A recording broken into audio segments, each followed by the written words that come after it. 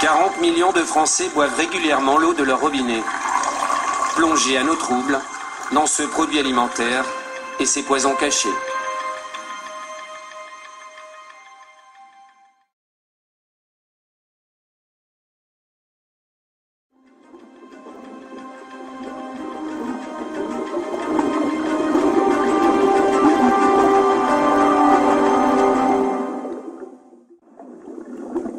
Il existe un toxique bien plus inquiétant. C'est le radon, un gaz hautement radioactif. Nous avons découvert sa présence dans l'eau potable grâce à des scientifiques spécialistes de la radioactivité. Nous les avons suivis en février 2010, en pleine enquête, dans le Limousin.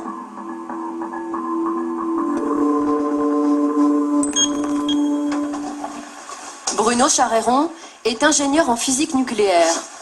Il dirige le laboratoire indépendant de la CRIRAD, un organisme agréé par l'État et spécialisé sur la radioactivité. Aujourd'hui, sous une pluie battante, il se rend au captage de Saint-Sylvestre. Le responsable local de la SOR, qui distribue l'eau, et son attaché de presse l'accompagnent. L'ingénieur de la CRIRAD va rechercher la présence du radon, un gaz radioactif dégagé par les sols granitiques et présent dans l'eau. C'est moi qui vous ouvrirai la porte, par contre, si c'est possible. Donc là, vous n'entrez pas dedans tant qu'on n'a pas fait la vérification. La première mesure du radon dans l'air du captage va lui prendre 10 minutes. En attendant, Bruno Charéron explique les risques de ce gaz aux responsables de la source. Ça crée des lésions dans l'ADN qui sont réparées dans la majorité des cas par notre système immunitaire, mais à force d'en recevoir, le taux de réparation fautif augmente, et donc à terme, ces cellules peuvent être mutées, peuvent être folles, peuvent être donc aboutir à des cancers ça peut être 10 ans, 20 ans, 30 ans après. Donc c'est pas parce que c'est naturel que c'est bon. Premier résultat, première surprise.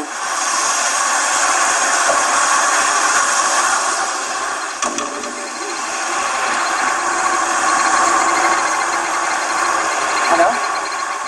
Il y a quand même 27 000 becquerels par mètre cube, alors qu'on est juste à l'entrée, quoi. Dans les écoles, par exemple, la norme à ne pas dépasser est de 1000 becquerels.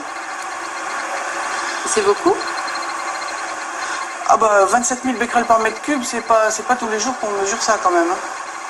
Oui, c'est vraiment beaucoup. C'est-à-dire que... Devant ces chiffres alarmants, les employés de la SOR vont désormais se tenir à l'écart de notre caméra et du captage. Donc ça, c'est un masque. Là, c'est obligatoire, là. Bah oui, parce que vraiment, la concentration en radon est vraiment très importante. 27 000 becquerels par mètre cube, c'est vraiment très élevé. Tout comme notre caméraman, Bruno Charéron s'équipe dorénavant d'un masque à charbon actif pour réaliser une seconde mesure, plus précise encore, de la radioactivité. Est-ce que vous sentez que c'est un peu plus dur de respirer? Ouais. Oui. Oui. C'est bon? Ouais. Seconde mesure, énorme surprise.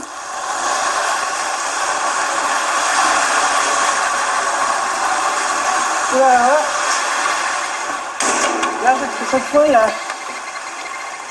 y a 255 000 becquerels par mètre cube. Ah, on a carrément encore monté là. Ouais. Et 255 000, vous aviez déjà vu des chiffres pareils sur des captages d'eau? Ah, moi, 255 000 becquerels par mètre cube, j'ai jamais vu ça nulle part. De toute votre carrière professionnelle? Depuis 17 ans que je fais des mesures, j'ai jamais vu ça. Donc je veux dire, c'est peut-être pas la peine. Enfin, si vous filmez, bon, on a un masque avec une cartouche à charbon actif qui piège le radon, mais c'est pas la peine d'y rester trop longtemps. Cette radioactivité élevée, le responsable du captage la découvre. Manifestement, le radon n'est pas mesuré par la SOR. Vous avez jamais eu de résultat de mesure de radon dans l'eau? Jamais. De la part de la DAS ou non? Ouais. Jamais. La radioactivité de l'eau du captage se retrouve-t-elle au robinet des habitants de Saint-Sylvestre?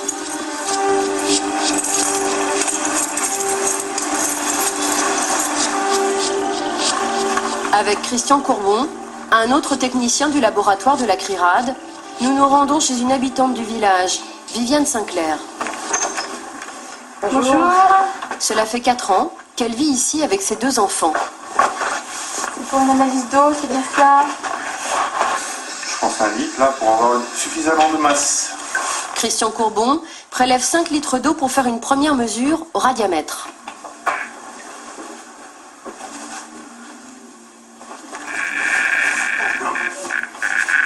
Ça veut dire qu'il y a du radon dans l'eau, quoi.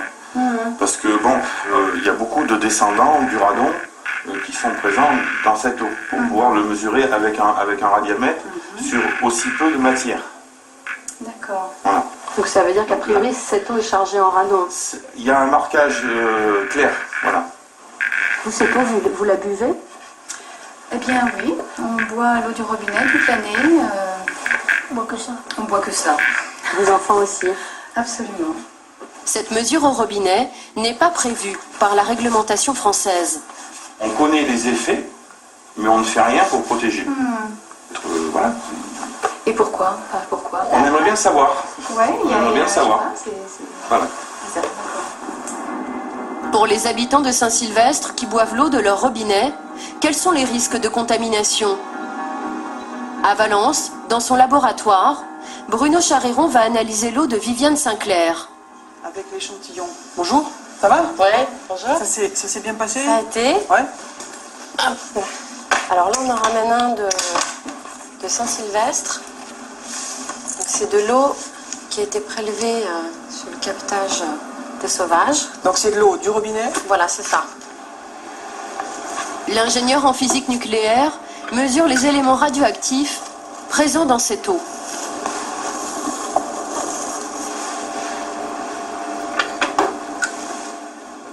Et voici ce qu'il trouve en radon. On a une activité en radon de 312 becquerels par litre. Donc ça fait une dose sur l'année, si on prend les coefficients des Nations Unies, pour 2 litres par jour pour un adulte, ça fait plus de 2 millisieverts par an. Et pour un très jeune enfant, un nourrisson, qui consomme 33 centilitres par jour, ça fait 3 millisieverts par an. En clair, cette eau devrait être interdite à la consommation. 3 millisieverts, c'est 30 fois plus que la limite de radioactivité pour l'eau potable. Il y a une irradiation interne d'un certain nombre d'organes en fonction du trajet du radon dans le corps. Donc ça va concerner aussi bien l'estomac, les reins, le foie. Une partie du radon peut même atteindre la moelle osseuse.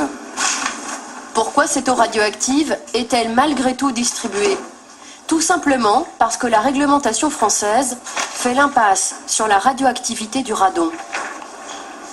Les analyses réglementaires qui sont demandées pour les eaux potables comprennent un certain nombre de contrôles, sauf le radon 222, c'est-à-dire ces pics-là, qui sont pourtant dans beaucoup d'échantillons d'eau souterraine, en particulier dans les régions granitiques, qui sont les principaux contributeurs à l'irradiation des personnes qui vont boire cette eau.